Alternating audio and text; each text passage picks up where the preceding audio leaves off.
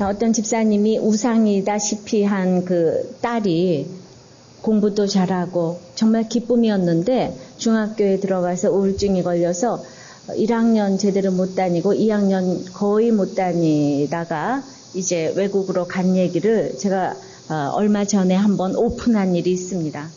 저는 오픈인 능력이라는 걸 말씀드리기 위해서 오늘 다시 한번 그 얘기를 좀 하고자 하는데, 그 아이가 이렇게 평소에 산만했으면 그럴 수도 있겠구나라는 생각을 했는데, 그 아이가 그 공부도 잘하고 교회도 열심히 나오고 큐티도 열심히 하고 이러면서 이제 그 우울증과 시험 강박증에 걸려서 이렇게 학교를 못 나오는 것을 볼 때에 그냥 속을 썩이는 문제하고는 아주 다른 문제라고 보여졌어요.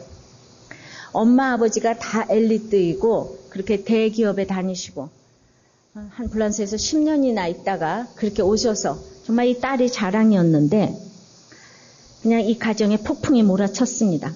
남부러울 것이 없이 아들도 딸도 공부를 다 잘했는데 폭풍이 몰아쳤어요. 예배 때마다 은혜를 받고 목장에서 위로받고 이제 그 기도했지만은 이 바람은 계속적으로 2년 동안 몰아왔어요. 우리 모두가 조금 있으면 낫겠지 했지만은 결국 학교를 다니지 못하는 것을 이렇게 보고 있었던 우리들의 마음과 그 엄마의 마음은 어땠을까요? 자, 인생에는 여러 바람이 있습니다. 문자 그대로 배우자 외에 사람에게 눈 돌리는 바람이 있고 술바람, 춤바람, 부도바람, 배신바람, 낙방의 바람, 질병의 바람. 그 큰 광풍부터 작은 약풍까지 수없이 부는 바람과 소용돌이가 있습니다. 그런데 바람 중에서 뭐니 해도 가장 큰 광풍은 자녀의 바람이 아닌가 싶습니다. 남편이 아무리 속을 썩이고 또 부모가 속을 썩여도 이렇게 자식이 아플 때에 그건 비교가 안 되더라고 이렇게 다들 입을 모아서 말을 합니다. 그래서 바람이 왜 올까? 또 그 바람은 어떻게 이길 것인가? 우리 모두에게 중요한 문제라고 생각이 됩니다. 그래서 오늘 본문의 가르침을 따라서 오늘 그 바람이 어떻게 그치는지 살펴보기를 원해요. 첫 번째, 그래서 바람은 왜 오는가? 바람이 왜 오는가? 우리가 22절 한번 읽어보겠습니다. 시작. 예수께서 즉시 제자들을 재촉하사 자기가 무리를 보내는 동안에 배를 타고 앞서 건너편으로 가게 하시고. 바람은 왜 오는가? 첫 번째, 예수님이 바람의 진원지라는 거예요. 즉 주님이 바람을 주신다는 겁니다. 지금 지난 주일에 제가 오병이어 사건을 통해서 이제 2만 명이 떡을 먹었어요. 제자들이 예수 믿다가 떡벼락이 그냥 맞았어요. 돈벼락을 맞았어요. 그냥 물고기 2마리와 보리떡 5덩이를 가지고 2만 명을 먹이니까 주고 주어도 또 있는 그 떡을 보면서 여러분들 그 자리에서 떠나기가 쉬웠겠습니까? 그 자리에서 너무나 여기가 돈이 이렇게 생기니까 너무나 위험한 환경이구나 이렇게 생각할 사람이 있겠습니까? 근데 주님은 그것을 얼마나 위험하다고 보았는지 즉시 재촉했다 그랬어요. 즉시 재촉했다 그랬어요. 그래서 건너편 마을로 가게 하셨어요. 이 세상에는 내가 필요한 것이 나보다 더 나에게 필요한 것을 주님께서 더 잘 아세요. 내가 돈이 필요한지 자녀의 학력이 필요한지 그걸 나보다 더 잘 아시는 주님께서 이것을 끊고 건너편 마을로 가게 하셨습니다. 나는 돈이 좋아서 1000년 거기서 살고 싶은데 주님께서 보내게 하셨어요. 이것을 적용하면은 내가 너무나 세상을 못 끊으니까 이제 나를 환경으로 역사하셔서 이제 끊게 하시는 것이 뭘까 이렇게 생각을 해봅니다. 주님이 재촉해서 나를 보내게 하시는 환경이 뭘까? 전혀 눈치를 못 채고 있으니까 할 수 없이 여러분들 지금 환경으로 말씀하세요. 환경으로 조여오는 거예요. 제발 이제 거기서 떠나라고. 주님께서 내가 돈이 있으면 안 될 것을 미리 아시는 것입니다. 자, 이 집사님이 모든 것에 완벽했어요. 그런데 그 완벽할 때 감사하지 못했어요. 그래서 잘하는 아이를 더 1등 시키고 싶어서 정말 안달복달을 하셨어요. 그래서 아이와 같이 강박증에 시달렸다는 생각이 들어요. 큐티도 너무나 잘해요. 근데 공부 잘하라고 시켜요. 그거 다분히 있었어요. 물론 모든 것 중에서 큐티한 것은 유익이 되었다고 생각을 합니다. 그렇기 때문에 이 바람이 예수님께서 주신 거라고요. 두 번째는 훈련을 위해서 바람이 왔어요. 바람이 필요합니다. 우리가 오늘 전체 본문을 통해서 마태복음 14장 22절에 36절까지 이 바람이 왔을 때 혼비백산하는 제자들을 보면서 31절에는 믿음이 적은 자여 왜 의심하였느냐. 그렇게 제자들은 그리스도의 건강한 그리스도인의 모습을 보여주지 못했어요. 책망하세요. 제자들은 예수님 떠나시고 나서 이제 강한 자가 되어야만 되는 거예요. 그래서 이 바람을 허락하셨습니다. 24절입니다. 시작. 배가 이미 육지에서 술이나 떠나서 바람이 거슬림으로 물결을 인하여 고난을 당하더라. 주님은 23절에 무리를 보내신 후에 기도하러 따로 산에 올라가시다 저물매 거기 혼자 계셨어요. 기도하신 주님은 제자들이 고난당할 것을 미리 염두에 두셨을 거예요. 그래도 왜 거기 혼자 계셨을까요? 제자들의 훈련을 위해서. 그런데 제자들이 이제 주님이 가라고 그래서 물질까지 포기하고 갔는데 거기 거슬리는 물결이 있는 거예요. 거슬리는 바람이 있는 거예요. 그러면 주님이 가라 그래서 왔으니까 이제 주님 때문에 적용하면 가고 오고 다 주님의 일인데 나는 그 바람만 순종하면 되는데 우리는 괜히 왔다 이러는 거예요. 주님이 주시는 것은 선하지 않은 것이 아무것도 없는데 명예와 부귀가 주어질 때는 이제 부당하다고 외치는 자가 아무도 없어요. 고난이 올 때만 부당하다고 외치는 거예요. 그래서 주님은 우리에게 물질이 주어질 때도 안심하지 못하시고 고난이 올 때도 노심초사하시는 거예요. 고난과 형통을 골고루 주시면서 우리들을 훈련하시는데 이 집사님도 이제 외국에서 나와서 이제 좋은 교회에 사실 놔두고 건물도 없고 초라한 우리들 교회 오직 말씀 때문에 왔는데 자녀의 폭풍이 온 거예요. 그런데 자꾸 고난이 축복이라는 메시지를 하니까 그게 자꾸 듣기 싫어지고 교회에 대한 정죄도 나오게 되고 괜히 왔다 싶고 목자의 위로도 싫고 자꾸 바람이 거슬리니까 이 물결을 인해서 고난을 당했어요. 주님이 알아서 해주실 건데 자꾸 이런저런 얘기를 하고 그래서 고난을 당했어요. 자, 여러분들이 주님이 가라고 해서 왔는데 지금 거슬리는 바람은 뭐고 이제 물결은 뭡니까? 생각해 보십시다. 25절에서부터 27절까지입니다. 시작. 밤 사경에 예수께서 바다 위로 걸어서 제자들에게 오시니 제자들이 그 바다 위로 걸어오심을 보고 놀라 유령이라 하며 무서워하여 소리 지르거늘 예수께서 즉시 일러 가라사대 안심하라 내니 두려워 말라. 자, 내 인생에 주님 믿고 걸어가면서 어떤 사건이 올 것인가는 염려할 필요가 없어요.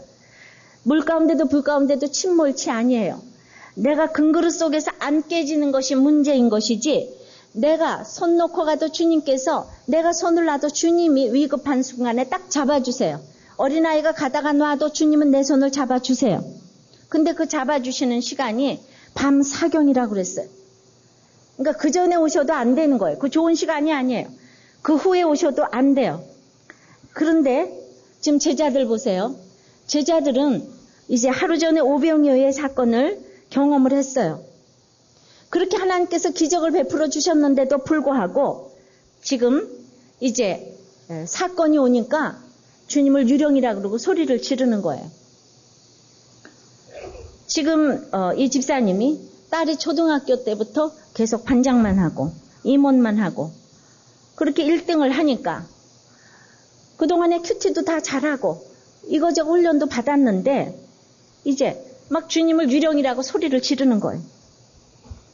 그냥 이렇게 내가 그렇게 왔는데 사건이 일어나면 야, 이 실전이 일어나니까 하나님이 제자 삼으시는 뜻이 있구나 이러면 되는데 확신하고 감사하면 되는데 제자들도 유령이라고 그랬는데 우리가 얼마나 유령이라 그러겠습니까? 그냥 끊임없이 오해를 하고 오해를 받고 걸어가요.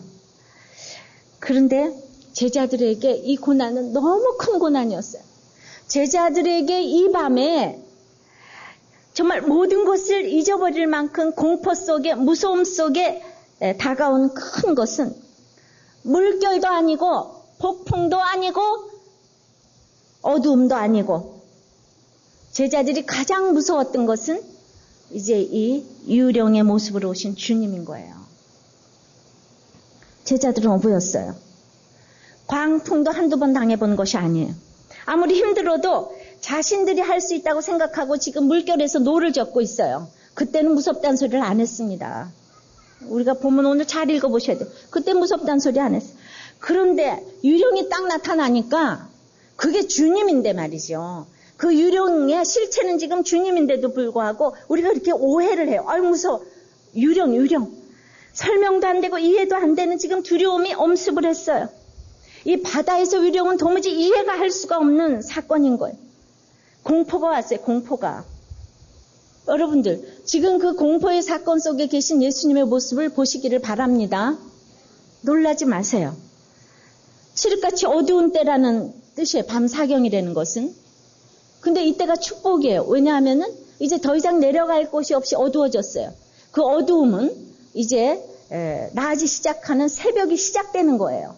더 이상 내려갈 데가 없으면 택한 사람은 주님께서 이제 잡아주시는 거예요. 도무지 나의 힘으로는 불가항력적인 일이 일어날 때에 그때에 내가 아무것도 할 수 없어서 기도도 할 수 없어서 나는 그냥 무서워 소리 지르는 것만 해도 구원해달라는 소리도 못해요. 그냥 무서워서 지금 소리 지르는 것만 했음에도 불구하고 이제 정말 주님께서 다가오시는 거예요. 여러분들 이렇게 소리 지르고 싶은 거 있어요? 우리 그 집사님이 그냥 그것을 공개적으로 한 번도 오픈을 못했어요. 우리가 대단한 일도 오픈하는데 집사님은 그 딸의 얘기를 3년이 되도록 오픈을 못했어요. 그런데 드디어 이제 몇 달 전에 오픈을 하신 거예요. 저는 그때부터 하나님께서 역사를 하셨다고 생각을 합니다. 그런데 그러고 나서 이제 또 주재원으로 외국으로 온 가족이 나가셨어요. 나가셨는데 그 딸이 이제 외국인 학교 시험을 봐야지 되는 거예요. 근데 뭐 학교도 안 댕겼는데 어떻게 시험을 보겠습니까? 그런데 이 아이가 시험 강박증이 있잖아요. 시험을 앞두고 이제 여기서 다 이렇게 한 것 같았는데 이제 뭐 간증도 하고 된 것 같았는데 얘가 시험을 앞두고 그곳에서 우리 큐티 나눔에 글을 올렸어요. 글을 제가 좀 읽어드릴게요. 얘가 중학생이에요. 중학생. 학교도 안 갔던 중학생이에요. 그냥 큐티를 했기 때문에 이렇게 글을 올렸다고 생각합니다. 요즘 큐티를 하면서 욥이 나와 너무나 같다는 생각을 합니다. 겉으로 의롭고 믿음이 있지만 불평불만하고 죽고 싶다고 합니다. 제가 옛날에 앞에 나가서 적용한 것을 읽은 적이 있습니다. 그때 하나님 한 분만으로 만족하겠습니다. 인생이 너무 짧은데 구원을 위해서 살아야겠습니다. 라는 고백을 했습니다. 하지만 저는 그것이 제가 인정받기 위한 고백이 아니었나 돌이켜봅니다. 저는 제 자존심 때문에 고난조차도 누구에게 제대로 오픈도 못하고 대인 기피증 때문에 학교, 교회 등 모든 공동체에서 벗어나서 생활을 했습니다. 수련회에도 참석 안 한 지 오래되었고 교회 일이나 모임도 하나도 하지 않았습니다. 저는 이것이 문제라고 생각을 해요. 어른 예배도 데리고 왔어요. 필기도 했어요. 걔가 워낙 똑똑해요. 그러니까 이제 같은 레벨로 보내기가 지금 힘든 거예요. 얘 공부를 너무 잘하니까. 여러분들 그러면 망하는 거예요. 교회는 자기 학년에 가서 듣게 하셔야 되는 거예요. 아무리 잘해도 못해도 교회는 공부 잘하는 사람, 못하는 사람, 부자, 가난한 사람이 다 같이 모여 있어서 나를 위해서 죽어주신 그 피값을 주고 사신 형제라는 것을 학교에서는 못 느껴요. 잘하는 애들만 모이는 데가 학교예요. 그런데 교회는 그렇지 않아요. 그런데 나도 옛날에 교회 반주할 때 그렇게 교회 가면은 다 공부 못하는 애들만 있고 코 올리는 애들만 있어서 제가 이런 모임에 나가본 적이 없어요. 혼자 피아노 친다고. 제가 그래서 망했어요. 근데 얘가 이랬다고요. 교회는 오는 것 같고 큐티도 열심히 하는 것 같은데 공동체에 안 나갔다고요. 여러분들 자녀 이렇게 혼자서 큐티하면 절대로 안 되는 거예요. 맨날 필기 열심히 하지만 목사님 말씀이 나에게 꽂히지 않았습니다. 목사님 말씀이 하나도 내 말씀이 되지 않고 저에게는 아무 반응이 없고 무감각했습니다. 말씀을 보아도 내 말씀이 되지 않고 감사가 전혀 되지 않았습니다. 감사가 되고 생각이 바뀌면 우울증이 낫는다고 했는데 너무 고집과 자아와 자존심이 세서 하나님이 들어올 틈이 없습니다. 이제 여기에 오면 나의 고난은 끝나고 이제 열심히 공부 잘하겠지라고 생각했는데 사단에 속고 넘어가 매일매일 살고 있습니다. 학교를 안 간 것이 너무 잘못한 일인가 봅니다. 그 후로 적응력이 더 떨어졌습니다. 조금만 스트레스를 받으면 주저앉으려고 합니다. 학교 시험이 앞에 있는데 저는 이미 마음 상태가 포기입니다. 학교도 안 가고 대학도 가기 싫고 공부가 세상에서 제일 싫다는 생각이 듭니다. 극과 극으로 삽니다. 오직 내가 의지하는 것은 침대에 눕는 것입니다. 포기하면 평안하다는 맛을 알아 포기하기 위해 일부러 아팠으면 좋겠다고 생각합니다. 학습하면 무기력증이 있고 멍해서 집중이 전혀 되지를 않습니다. 저는 제가 100% 주인이라는 것까지만 되고 더 이상 발전이 없습니다. 저는 굉장히 유별난 성격입니다. 저는 잘하는 것도 없는데 잘하는 것처럼 포장하고 삽니다. 사람들과 섞이지도 못하고 혼자 상처만 받습니다. 고난을 위해서는 남의 고난을 위해서는 눈물 한 방울도 나오지 않고 저만 아는 이기적인 사람입니다. 완벽주의 때문에 다른 사람을 판단하고 미워하고 정죄합니다. 그리고는 맨날 내 자신을 정죄합니다. 내가 이렇게 속썩이면은 이제 나 말고 우리 가족들만 다 구원되겠구나. 얘가 아는 게 또 많잖아요. 들었지만. 나는 살 가치가 없는 사람이구나. 난 살 자격이 없는 사람이구나. 자존감이 바닥이고 공부 자체를 포기했습니다. 나에게는 이제 아무 소망이 없습니다. 아무것도 모르겠습니다. 어떻게 해야 하나요? 이렇게 큐티 나눔의 소리를 지르고 이제 있는 모습 그대로 외치는 것이 엄마가 보기에는 얼마나 밤 사경의 유령의 모습이었겠습니까? 이해가 안 돼, 도무지가. 이해가 안 돼. 예, 저도 이해가 안 되려 그래요. 예, 저 기가 막힌 가정에 저렇게 하루아침에 지금 강풍이 몰아쳤어. 그러나 오늘 주님이 즉시 안심하라 그러잖아요. 내니 두려워 말라. 주님은 기도하고 계시면서 우리들을 다 쳐다보고 계세요.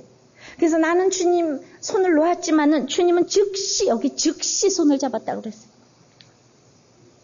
즉시 손을 잡았다 그랬어요. 27절에 즉시 일러 가라사대. 주님은 제자들이 노를 저어왔던 그 길을 폭풍을 헤치면서 그대로 따라오셨어요. 그리고는 내가 평소에 신뢰하던 만약에 제일 사랑하는 사람이 엄마라고 할 것 같으면 엄마가 나야. 이렇게 얘기할 때 우리 얼마나 안도에 숨을 내쉽니까? 그런데 서로 잘 아는 사이에서 우리가 이렇게 나를 평소에 정말 잘 아는 사람이 그렇게 좀 안심해요. 그래서 우리는 서로를 신뢰하기 위해서 평소에 양육을 잘 받아둬야 돼요. 들으면 안심되는 사이. 이때를 대비해서 소리 질러도 되는 지체를 만들어놔야 되는 거예요, 여러분들. 내가 소리 질러도 받아줄 수 있는 지체가 있어야 되는 거예요. 그런 지체가 있습니까?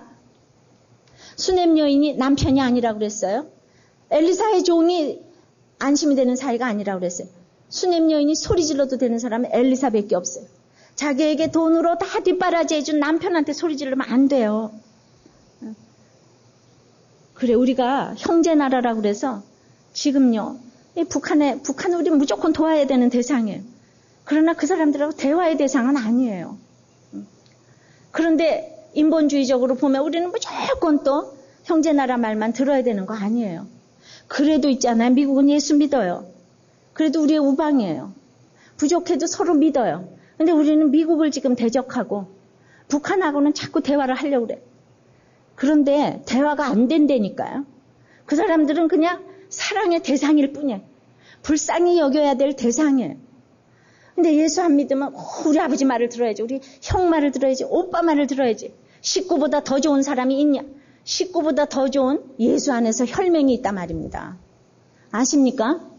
물론 지금 그러니까 이게 이해가 안 되는 사람들이 많이 있는 거예요. 미국이 다 잘했다는 게 아니에요. 그래도 우리는 우리를 위해서 애쓰고 힘써 주었던 그 은혜를 잊어버리면 안 되는 거 있죠.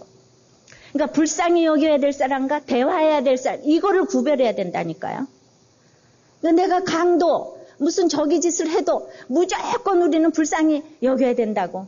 불쌍히 여겨야 되지만 그 사람의 말을 들어야 되는 건 아니잖아요. 그렇게 강도 짓을 하고 있는데 말이에요. 그러니까 우리가 정말 이렇게 소리 질러도 되는 지체를 만들어놔야 되는 거예요. 내가 이렇게 소리 질러도 그냥 나야 나 하는 주님이 지금 내니 안심하라. 그러니까 이 집사님이 잘한 거는 그게 떠날까 말까 이러면서도 3년 동안 계속 붙어 있었어요. 너무 힘들게 하셔가지고 목자를 3번이나 바꿔드렸다니까요. 근데 지금에 와서는 그 목자에게 다 감사를 하신다 그랬잖아요. 그러니까 우리는 정말 내 자식같이 여기고 그렇게 이제 가는 거예요. 그래도 베드로는 아직도 긴가민가해서 안심하라고 했는데도 주시어든 28절에 예수님처럼 물 위로 오라하소서 했어요. 그러니까 29절에 오라 그랬어요. 오라. 베드로가 그냥 간 거 아니에요. 오라. 베드로가 물 위로 걸어서 예수께로 가되 바람을 보고 무서워서 빠져갔어요. 자, 오라 그래서 응답받고 갔는데 또 바람 보고 무서워서 빠져갔어요. 지금 그냥 간 거 아니에요. 29절에 오라 그랬어요. 오라. 근데 우리가 그냥 발을 딛자마자 빠진 것이 아니라 물 위로 걸어서 예수께로 갔어요. 걸어갔어요. 그러다가 30절에 바람을 보고 무서워 빠져가는 거예요. 바람을 보고 무서워 빠져가는지 소리 질러 가로되 주여 나를 구원하소서 하니 또 여기도 예수께서 즉시 손을 내밀어 저를 붙잡으시며 가라사대 믿음이 적은 자여 왜 의심하였느냐. 자, 우리는 예수님만 쳐다볼 때는 갈 수가 있어요. 예배 드릴 때는 모든 걸 할 수가 있어요. 이 자리에서 예배 드릴 때는 어떤 사람도 사랑할 수 있을 것 같아요. 그냥 금세 예수님처럼 걸어갈 수가 없어요. 그래서 우리에게는 훈련이 필요한 거예요. 훈련. 그래서 이 겪을 거 다 겪어가면서 훈련이 돼가는 겁니다. 나도 목사님처럼 큐티 잘하게 해달라. 이 얘기예요. 베드로가 지금 하는 얘기가. 나 빨리 뭐든지 다 잘하게 해달라고. 어쩌다 잘할 수가 있겠지만 영적인 것은 그렇게 하루아침에 잘 되는 게 아니에요. 그래서 우리에게 이런 훈련을 주시는 거예요. 처음에는 처음에 여기 오셔서 정말 예수님께로 올인하면 좋겠는데 어떤 사람이 남편이 바람을 폈어요. 왔어요. 이게 내 삶의 결론이야. 이러면서 몇 번 예배를 잘 드렸어요. 그랬는데 우리는 제발 그 여자 가만 놔두고 열심히 큐티하고 예배 참석하고 목장 예배하고 1:1 받고 이러면 하나님께서 그 배우자를 책임지신다. 이 얘기를 해도 처음엔 듣고 있다가 내가 이럴 때가 아니야. 빨리 내가 핸드폰 추적하고 빨리 그 여자 집 찾아가서 머리를 끄드러놔야지. 그러고는 또 그 얘기를 하다가 홍신소에 부탁할까? 아니다가 내가 교양 있는데 어떻게 그러지? 그러니까 오늘은 아니야. 내가 정말 화장하고 집에서 빨리 기다려야지. 이렇게 맨날 그래서 목장 예배도 안 오고 수요 예배도 안 오고 그 안 들어도 남편이 한번 집에 들어오면은 또 이제 놀러 가자 그래서 주일 예배도 안 오고 예수님께 올인을 못 하는 거예요. 자, 우리 교회에 말이죠. 그 신랑한테 파혼을 당했어요. 이 광풍이잖아요. 이 일을 할 수가 없는 거예요. 이 일이 말도 안 되는. 어떻게 해석이 돼? 그러다 2004년에 우리들 교회 왔어요. 왔더니만 그냥 하나님 앞에 죄를 고백하고 돌아올 사람은 바로 너라는 이 청천벽력 같은 메시지를 들었어요. 그 신랑감이 미워서 그냥 이러저러 이게 광풍이에요. 이해하고 안 되는 거. 그러면서 로마서 강해, 여호수아 강해서를 쭉 들으면서 주님은 속은 내가 강한 자고 너를 속인 그 기브온 족속 같은 그를 용서하라. 이 말씀으로 날마다 해석을 받아서 1년 반이 지나니까 가만히 있으니까 그 신랑한테 연락이 온 거예요. 그래가지고 내가 하나님과 내게 죄를 지었다고 다시 돌아가기를 원한다고. 그런데 이제 그날 말씀을 또 다 큐티를 하면서 눈물이 나면서 이렇게 조건을 제시했어요. 다시 만나기 원한다면은 나는 이 모든 사실을 우리들께 오픈을 했는데 너도 우리들 교회 공동체로 와서 목장에 속하고 예배를 드리면서 나무 패고 물 깃는 것과 같이 기브원처럼 자존심 다 내려놓고 이 적용을 해달라고 그렇게 얘기를 했더니 순종하고 왔어요. 그래서 이 얘기를 다 했어요. 그래가지고 양육받다가 금년 3월에 우리들 공동체의 축복을 받고 결혼을 했습니다. 가만히 있으면 돌려주시잖아요. 그러니까 내가 옆에서 난리친다고 안 돌아올 사람이 돌아오고 하나님의 뜻이면은 가만히 있어도 돌아오고 하나님 뜻이 아니면 난리를 쳐도 도망가고 이러는 거예요. 그런데 우리는 그렇게 그냥 주님만 바라보고 가면 되는데 바람을 보고 무서워서 빠져가는 자꾸 세상을 보고 빠져가는 거예요. 내가 할 수 있는 일이 아무것도 없는 거예요. 금세 잘 될 것 같아도 이 바람은 시간이 가야 내가 양육되는 거예요. 그냥 주님이 안심하라. 내니 두려워 말라. 그러면은 시간이 걸리더라도 기다리자고요. 아멘. 카타콤에 300년 동안 아무것도 달라진 거 없어도 그 사람들은 기다렸어요. 어두움에 그 지하 감옥에서 기다렸어요. 사실 물에 빠지는 게 정상이지 계속 잘 걸어가는 게 정상입니까? 또 우리는요 빠지면서 훈련받으면서 가는 게 성도의 인생이에요. 제자들이 물에 빠질 것을 주님께서는 아십니다. 그래서 우리는 왜 바람이 온다고요? 주님이 바람의 진원지. 우리의 훈련을 위해서 바람이 온다고 그랬어요. 두 번째는 이제 어떻게 그런 바람을 이길까요? 첫째, 기도를 하는 인생을 사는 거예요. 오늘 이 본문 모습에서 기도하는 세 가지 모습이 나왔는데 너무너무 갑자기 무서우니까 기도도 못하고 소리 질렀어요. 그런데도 안심하라 내니 두려워 말라 이랬어요. 그러니까 그것도 기도로 쳐주시는 거예요. 두 번째는 나를 구원하소서 그랬더니 믿음이 적은 자여 왜 의심하였느냐 붙잡아줬어요. 근데 오늘 예수님의 기도를 보십시다. 23절에 시작. 무리를 보내신 후에 기도하러 따로 산에 올라가시다 저물매 거기 혼자 계시더니 이제 따로 이렇게 오비오니오의 기적 속에서 있잖아요.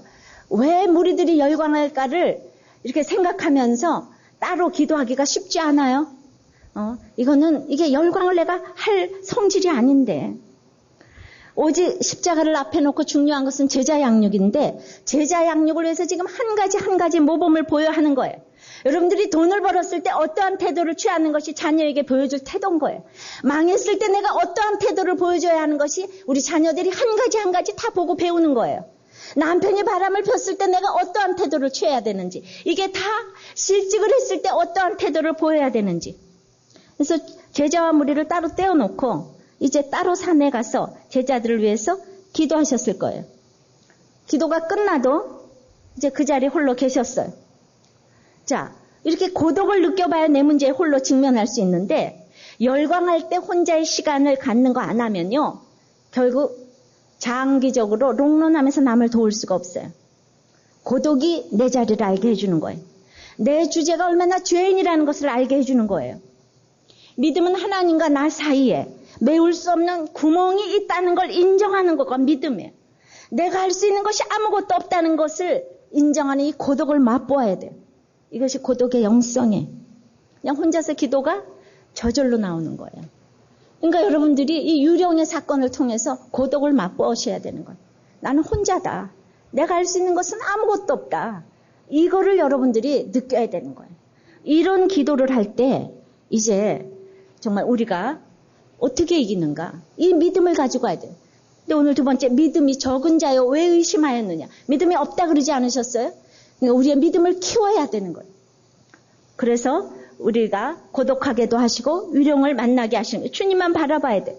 세 번째는 하나님의 임재를 누려야지 돼요. 32절입니다. 시작.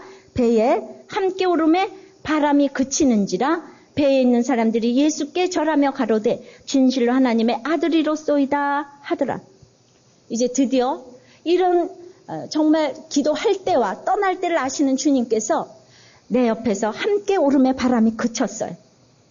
31절에 주님은 우리 보고 믿음이 없는 자여 하지 아니하고 적은 자여 왜 의심하였느냐고 했어요.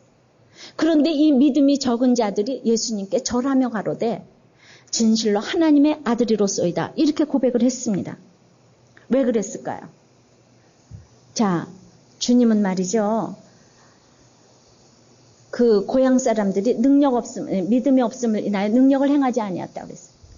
고향 사람들은 믿음이 없다고 그랬어요. 제자들은 믿음이 적다고 그랬어요. 그런데 능력 없음을 믿음 없음을 인하여 능력을 행하지 않았는데 또 헤롯도 예수님을 세례 요한의 그냥 유령쯤으로 봤어요. 제자들도 오늘 예수님을 유령으로 봤어요. 그런데 왜 제자들은 함께 오름에 바람이 그치게 해주셨을까요? 제자들은 뭐가 잘나서요? 제자들은요. 지금 제가 오늘 제자들 왜 하나님이 이렇게 하셨을까? 제자들이 절대적인 주님께 충성을 보내고 사랑했기 때문이라고 생각해요. 주님도 제자들을 사랑했기 때문이에요. 이 사랑하고 아닌 거는 너무나 차이가 나요. 나는 얼마나 제자들이 주님을 사랑하고 충성했는지 오늘 그걸 말씀드리고자 해요. 자, 오병이어의 기적을 놔두고 주님이 떠나라 그랬는데 그거 떠나기 쉬워요? 제자들이 그 작은 배에 다 떠났어요. 순종해서 떠났어요. 그러니까 순종하고자 할 때 온 고난이었다 이 말입니다. 순종하고자 할 때 온 바람이었다는 거예요. 그런데 주님이 가라 그래서 갔는데 또 있잖아요. 물결이 바람이 거슬렸어요. 근데 그 돛을 반대 방향으로 하면은 쉽게 가잖아요. 그런데 주님은 건너편으로 가라 그랬잖아요. 건너편으로 가라 그랬기 때문에 거슬려도 이 제자들이 가는 거예요. 주님을 사랑하니까 가는 거예요. 이 제자들과 헤롯과 고향 사람들하고는 하늘과 땅 같은 차이가 있는 거예요. 고향 사람들이 나 예수님 다 알아. 그래도 그 사람들은 믿음이 없어요. 주님을 사랑하지 않아요. 헤롯이 너무나 왕족을 입고 교양이 있어도 말씀을 달게 듣고 양심의 가책을 받아도 예수님 말은 하나도 순종하지 않아요. 우리는 내가 너무나 연약하고 부족하고 형편없어도 주님이 제자 삼았기 때문에 나를 데리고 가시는 거예요. 나는 너무 형편없어요. 물 위로 걸어오게 하소서 이러면서 또 이상한 소리 베드로처럼 해요. 무서워서 소리 질러요. 그래도 나를 제자 삼아 주셨기 때문에 주님께서 이렇게 인도해 가신다는 믿음이 오시기를 바라요. 제가 다시 복음서를 다시 기억을 해봐도 제자들은요 이렇게 무식하고 정말 초라해도 주님을 비방하고 비판하고 죽이려고 했던 적은 한 번도 없어요. 근데 고향 사람들, 서기관 바리새인들, 헤롯은 그렇게 예수님을 죽이려고 하고 밤낮 비방하고 진짜 판단대학교 비판학과 판단대학교 정제대학 판단학과 우리 출신이래서 정제학 모르겠다. 예. 그냥 날마다 이렇게 곱게 듣지를 않아요. 비록 베드로가 저주에서 3번을 부인했다고 할지라도 내가 정말 예수님을 부인하면은 그거는 사함을 받고 성령을 부인하면은 사함을 받지 못한다고. 내가 입으로 하는 거하고 진짜 온몸으로 주님을 막는 거하고는 주님이 아신다는 거예요. 주님이 속지 않으신다고요. 여러분들은 주님을 사랑하십니까? 하나님께서 연약하고 부족하지만은 이 사람들은 2000년의 교회사를 책임질 일꾼들이 그 작은 배 안에 다 타고 있는 거예요. 초라하고 어부였지만은 지금 2000년 동안 일꾼들이 타고 있는데 하나님이 어떻게 책임지시지 않으시겠어요? 책임지시는 거 믿습니까? 내 옆에 주님이 계시기만 하면 바람은 그쳐요. 고난받고 있는 욥의 친구 엘리바스와 빌닷과 소발은 성경 지식이 대단해도 욥의 태도와는 다른 거예요. 욥은 주님께 항변도 하고 원망도 하지만은 내 몸이 썩어서 육체밖에 있을지라도 하나님을 본다는 이 믿음이 확실한 거예요. 우리는 참으로 주님이 끝까지 보호하시는 제자가 되시기를 바라요. 한 사건이 올 때마다 진실로 하나님의 아들이로소이다. 이런 고백이 우리한테 나오는 거예요. 난 정말 이번에 하나님 살아계신 거 알았다니까요. 이런다니까요. 진짜 주님 택한 사람은 이런 고백이 나온 줄을 믿습니다. 이런 제자들 때문에 오늘 34절에 저희가 건너가 게네사라 땅에서 이르니 그곳 사람들이 예수신 줄을 알고 그 근방에 두루 통제하여 모든 병든 자를 예수께 데리고 와서 다만 예수의 옷가에라도 손을 대게 하시기를 간구하니 손을 대는 자는 다 나음을 얻게 되는 것입니다. 이제 참으로 바람을 그치는 거 정말 이것을 맛본 자들이 아니면은 예수님의 소문이 날 수가 없어요. 우린 사건마다 이 사람들에게 하나님을 알게 해드려야 되는데 저는 손을 대는 자마다 다 나음을 입는 것처럼 우리 먼저 바람이 그친 자들이 오늘 바람 속에 있는 사람들에게 손을 대서 그 바람이 그쳐지기를 오늘 기도하기를 바래. 그 병이 낫기를 기도하시기를 바랍니다. 여러분들은 고향 사람이에요? 헤롯이에요. 욥의 친구들이 아니면 초라한 모습의 제자들이에요. 모두 망한 욥이에요. 하나님 나라는 물질에 있는 것이 아니고 교양에 있는 것도 아니에요. 그것을 가르치기 위해서 어부들인 제자들이 필요해요. 그리고 고난당한 욥이 그 역할을 해줘야 되는 거예요. 주님을 믿는 것이 겨자씨만큼 적어도 주님은 그 믿음을 보십니다. 이제 저는 그 집사님의 간증을 오늘 왜 하겠습니까?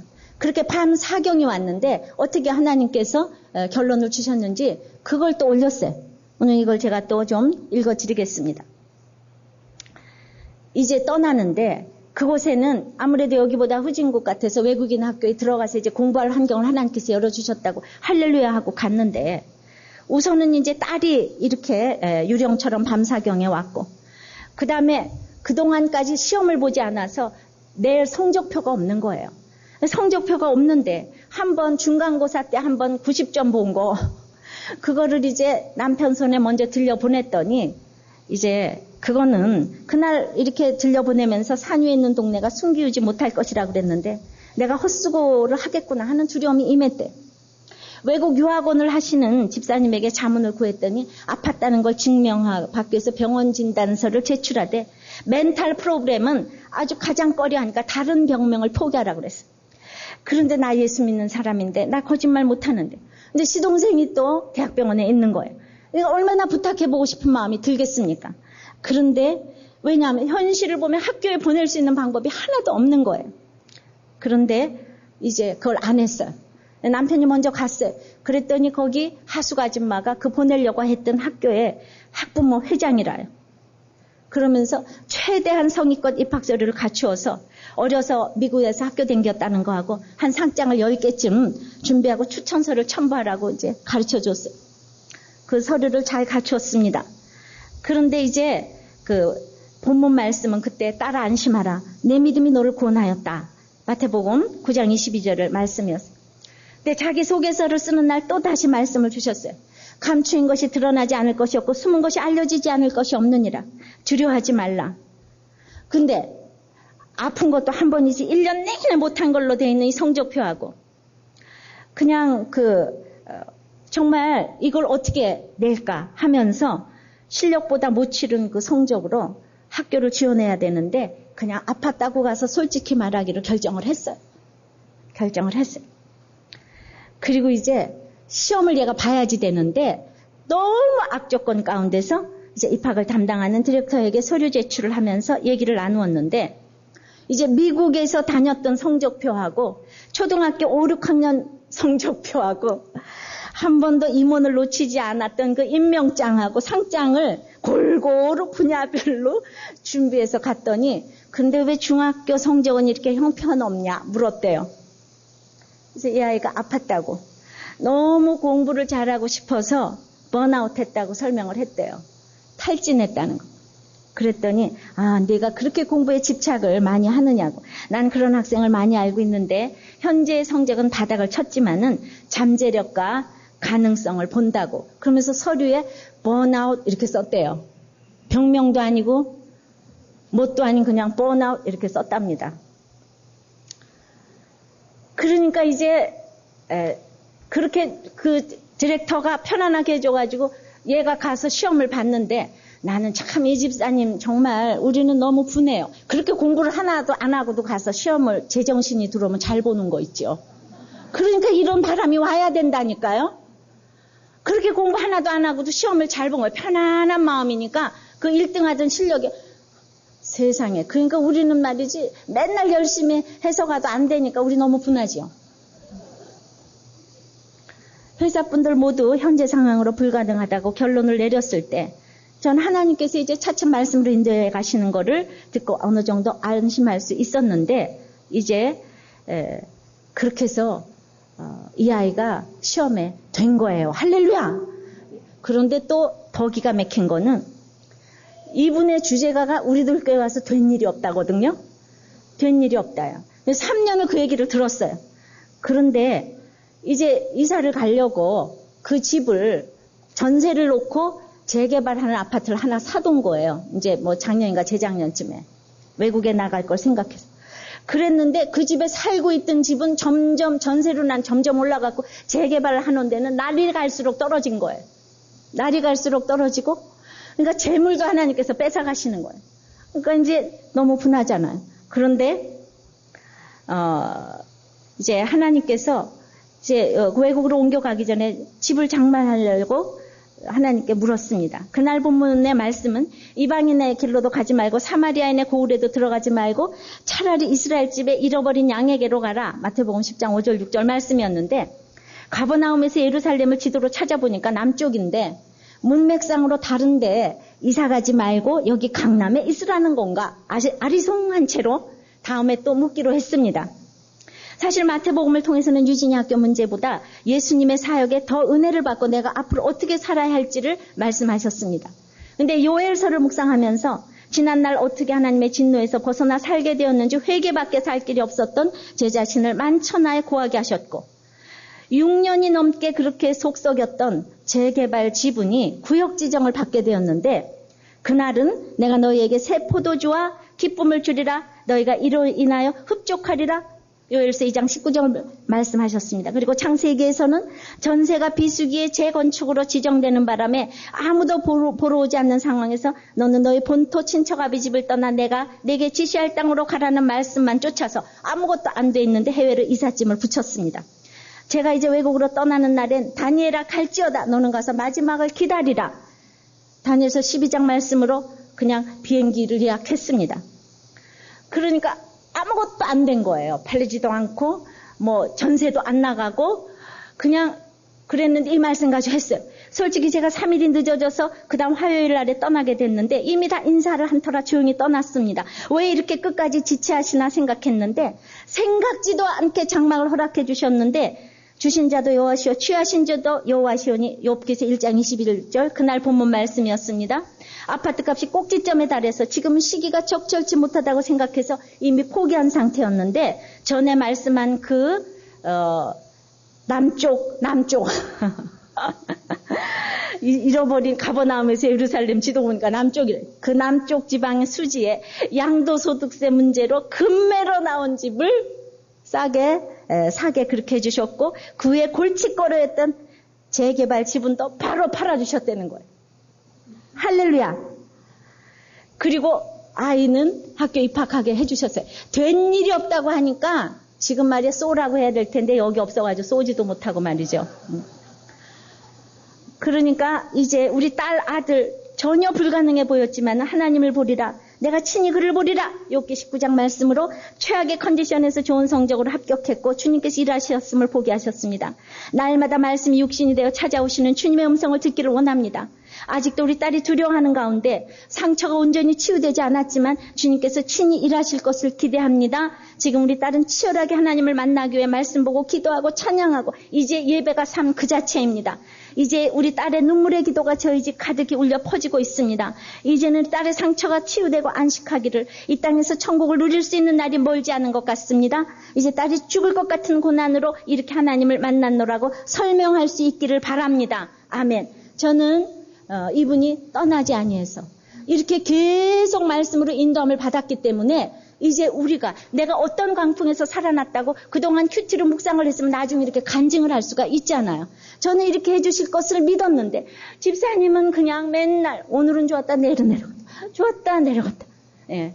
또 지금 저는 이렇게 말씀이 있기 때문에 이 딸이 이렇게 말씀을 보기 때문에 저는 희망이 있는 거예요.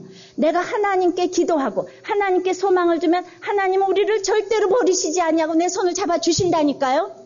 그 밤 사경이 언제일지는 모르지만은 반드시 그렇게 우리를 붙잡아 주실 것을 믿습니다. 이제 말씀했습니다. 바람은 양육 때문에 정말 필요한 사건이에요. 이 바람을 두려워하지 말아야지 돼요. 바람은 그치게 되어 있어요. 주님이 바람의 진원지래요. 훈련을 위해서 여러분들께 오늘 그 바람을 주셨답니다. 우리는 기도로 믿음으로 하나님의 인재를 누림으로 이제 바람을 그치게 하셔야 될 줄 알아요. 오늘 특히 바람이 그쳤다고 생각하는 성도들, 내 옆에 바람이 부는 성도들을 위해서 지금 부부끼리, 부모 자식끼리, 옆에 혹시 아는 지체들끼리 있으면 손을 대고 기도하길 바라요. 우리가 오늘 다 나음을 읽기를 믿습니다. 지금 우리한테 거친 바람, 정말 그 폭풍우가 와도 이제 주님과 함께 날아오르는 찬양을 하고 우리가 간절히 통성 기도하고 기도하겠습니다. 아버지 하나님, 나에게 알 수도 없고 이해할 수도 없고 설명도 안 되는 아버지 하나님, 그 유령의 모습으로 오신 주님을 보았습니다. 주님, 제자들이 밤에 두려웠던 것은 광풍도 아버지 어두움도 폭풍도 거슬림도 아니었고 유령의 모습으로 오신 주님을 이렇게 무서워했다는 것은 알았습니다. 주님, 우리 가운데 아무리 무서워도 오늘 그 속에 예수님이 계시다는 것을 저희들이 알기를 원합니다. 주님, 이해 안 되는 사건일수록 그곳에 예수님이 계십니다. 설명이 안 되는 사건일수록 그곳에 예수님이 계십니다. 그런데 아버지, 헤롯도 예수님을 유령으로 보았는데 제자들을 왜 도와주셨습니까? 주님, 제자들이 주님을 사랑하기 때문에 또 주님이 제자들을 사랑하기 때문에 오병이어의 기적을 보고 물질을 포기하고 따라갔던 것을 기억하시기 때문에 이제 건너편으로 가기 위해서 아버지 하나님 바람이 거슬려도 그래도 주님을 따라갔기 때문에 주님 이 순종과 충성을 보시고 제자로 삼은 아버지 우리 모두에게 안심하라내니 두려워 말라. 믿음이 적은 자여 왜 의심하였느뇨. 내 손을 붙잡아 주시고 아버지 하나님 함께 배에 오르신 주님 때문에 우리의 바람이 그칠 줄을 믿습니다. 주님 오늘 여러 가지 광풍으로 이 자리에 오셨습니다. 이제 나의 바람이 그쳤다면 내 옆에 식구들을 손을 붙잡고 옷가에라도 손을 댈 때 나음을 입었다고 했사오니 정말 저희들이 손을 잡고 기도하기를 원합니다. 고쳐주시옵소서. 바람이 그치게 도와주시옵소서. 고쳐주시옵소서. 주님 이 자리에 오지 않은 나의 식구들을 마음속에 손을 대고 기도합니다. 주님 고쳐주시옵소서. 아버지 하나님 이 이해가 안 되는 사건 가운데 그를 고쳐주시옵소서. 만나주시옵소서. 그의 바람이 그치게 도와주시옵소서. 아버지 하나님 우리의 바람이 이렇게 그칠 줄을 믿습니다. 주님 바람은 나의 훈련을 위해서 온다고 합니다. 아버지 하나님 예수님이 바람의 진원지라고 합니다. 두려워하지 말고 이제 그친다는 것을 믿고 안심하고 가는 저희들 될 수 있도록 그래서 나와 같은 사건을 겪는 사람들에게 손을 대서 주님께로 나오게 하는 놀라운 역사가 일어나는 저희들이 될 수 있도록 은혜를 내려 주시옵소서. 예수님 이름으로 기도합나이다. 아멘.